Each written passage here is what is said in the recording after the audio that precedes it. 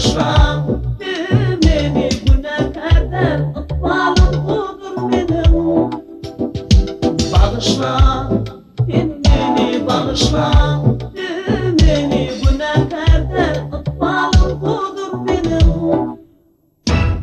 Bana beni bakıyorum önüme yakıtır koy.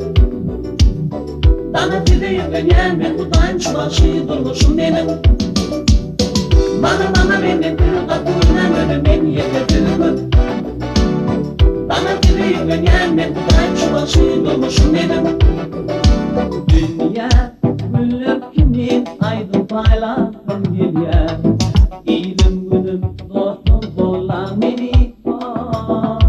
Benim maksadıma geçip dolu ya.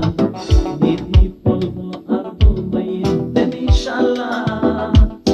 Bir gün canlar koyar beni adara. Kaçyan ben su durmuşum yadadım düşün. Bir gün canlar koyar beni adara. Kaçyan ben su durmuşum yadadım düşün.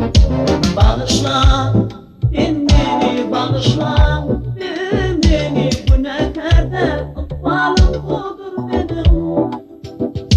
Bağışla beni, bağışla beni günahkardan, ıkbalım budur benim.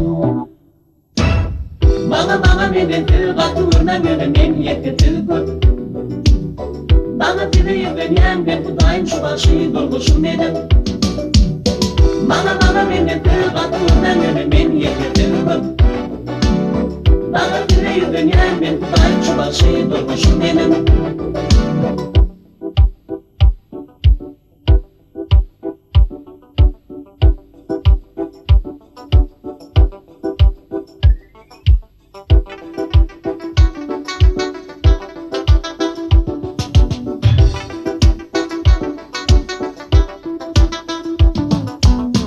Bana beni bakıyorum önüme yakıtır koy.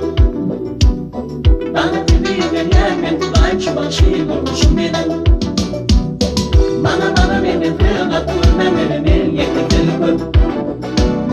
Bana direğim ben kutayım şu başı durmuşum benim.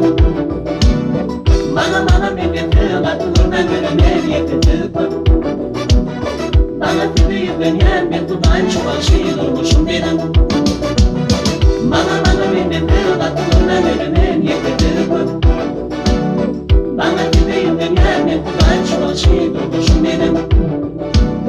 Bana beni bakıyorum önüme